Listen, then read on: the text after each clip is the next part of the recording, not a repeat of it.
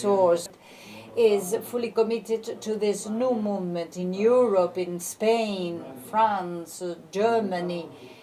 Our members there, and even South Korea, where we are working and going the extra mile to promote these topics at the level of international associations and international agencies, we have seen these new concepts emerge, commoditization and many other processes that are being developed, like now land value capture and many other topics are now really under discussion. How to allocate resources, how can we redistribute income, and how can we make the most of those different earnings for, of course, land value capture and land rent appropriation. So therefore, we are convinced of the fact that we have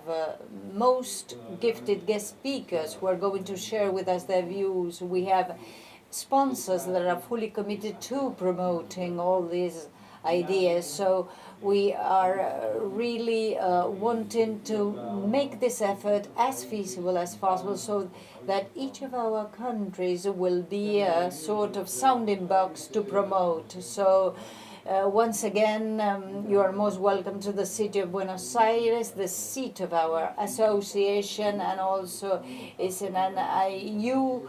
All of our associations are absolutely sure of the fact that the conclusions of these conferences will be distributed to all our members in due time. Thank you very much. I hope that you are listening to me very clearly indeed. First of all, I would like to thank ASAP Makón, Eduardo Del Ville, and of course Dr. Héctor Sandler and the Training Institute and Marcelo Lecuona in behalf of ASAP for their undying effort in order to organize these conferences in the city of Buenos Aires. This is the first conference to be organized by the IU in Latin America. I have been lucky enough to chair the International Union. This is the first time that an individual who is not of Anglo-Saxon stock has ever been chairman of this association. Maybe I remember there has been a Spanish president, but of course presidents have always come from Scandinavian countries such as Denmark or Anglo-Saxon countries. What is the International Union?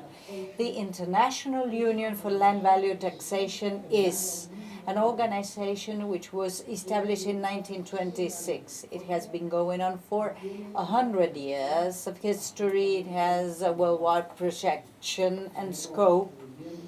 We have members in every country all over the world, especially in the Anglo-Saxon world, because of reasons that I'm going to explain in a couple of seconds, minutes, in Australia, New Zealand, United Kingdom, many members, United States of America, Nordic countries, Denmark, Sweden, Finland.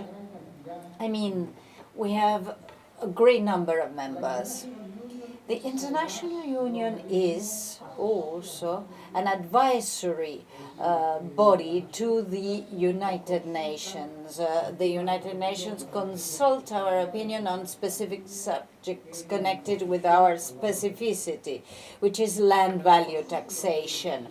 The fact that they consult us does not mean that they agree with us or that they accept our proposals, but the International Union has a long-standing history in the field of conducting studies, doing jobs, organizing conferences relating to the use of land and the use of natural resources, following the lines of the tradition of classical economists such as John Stuart Mill, Henry George, Leon Wanross, I mean, classical economists who have supported that land should be subject to taxation in order to solve economic problems. Therefore,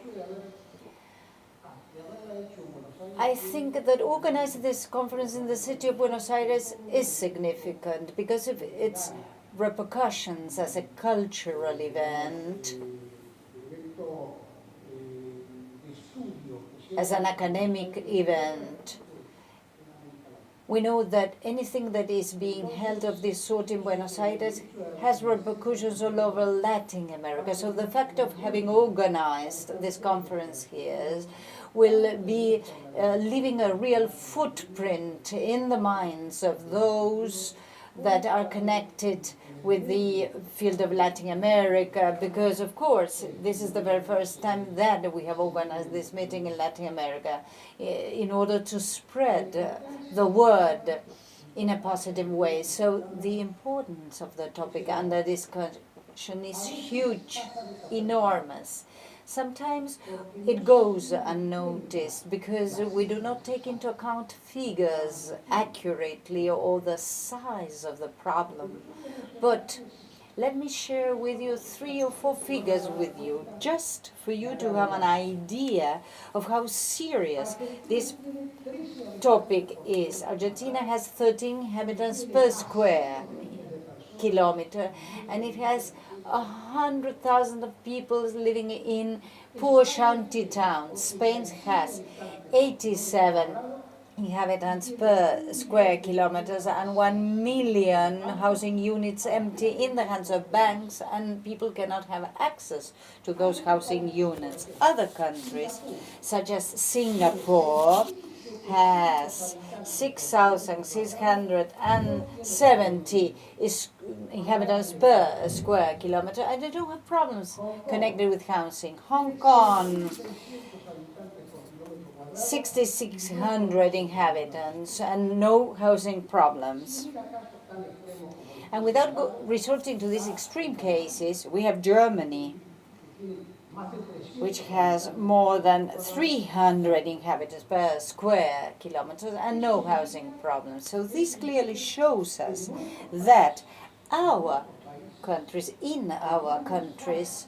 we have many shortcomings in the field of economics that are causing these situations when we compare figures. This is outrageous.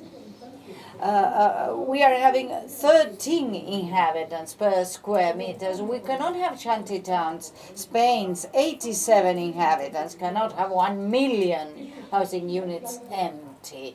There's something there that is wrong. And to understand what is going wrong, we are here today. You're going to listen to most distinguished speakers, fully qualified. I am fully familiar with many of them. Many of them share with me in the board of directors at our own associates, Roger Sandler, Mr. Harrison, and many other professors of philosophy. So you will have the wonderful opportunity to listen to these wonderful guest speakers, and we are going to learn from them. I always remember a phrase by Jorge Luis Borges, the Argentinian writer, speaking about his relative Juan Crisóstomo Lafinur. In a sonnet he wrote to Lafinur. He died unexiled. It was his fate. It was the bad times for him to live. These are bad times for us as well. So it is up to us to improve these bad times. But if we want to improve them, we have to become familiar with the problems, to accept and admit that these problems are serious, and to try to find solutions to these problems. I would simply appreciate your presence today here at this room. this evening, and I would like to tell you that the School of Law, University of Buenos Aires, is very happy that this biennial conference of the International Union for Land Value Taxation is being held at this premises. Professor Sandler, who is a dear member of our faculty, is the expert who proposed that this conference be held here, and the members of the Argentine Association have also been the local agents, so to speak, or sponsors, together with the Training Institute. Of course, I cannot talk about this topic because I'm not familiar with it, but I would like to tell you that the topics you are discussing are, basically speaking, a vital and crucial issue, because at this same premises we organize a 3-day workshop on the cost of rights, trying to demonstrate in practical terms rather than rhetoric terms how there are no rights without any costs. Each right requires cost. It implies positive obligations on the part of states. And Professor Stephen Holmes from NYU was presenting his theory on tax collection that is needed for the realization of rights. Here you are speaking about land, housing, and social inclusion. And these topics, even Dr. Sandler mentioned that they are not included in our curricula, but we have included in our human rights curriculum. Of course, they are not included formally.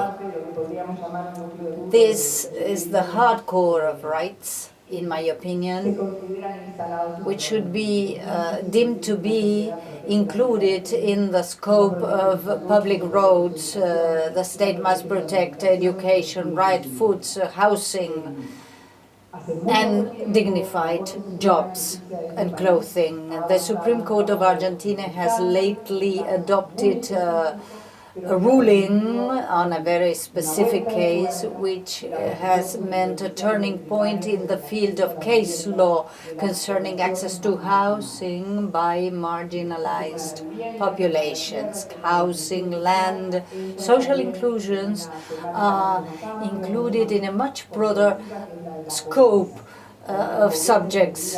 Poverty understood to be not only as the absence of liquid resources, but also absence of the existence of human development and exclusion. So within this framework, land, housing, and exclusion comes up in its own right. So I am highly honored to institutionally represent the School of Law. Really celebrates that this conference is being held at its premises. It fully supports the exchange of opinions, and it also highlights that this is a major topic that should be discussed here, there, and everywhere, and you are most welcomed from every corner of the world. Thank you so much to you all, and Dr. Sandler, once again, many thanks to you because of your dying effort to organize this conference. Thank you so much.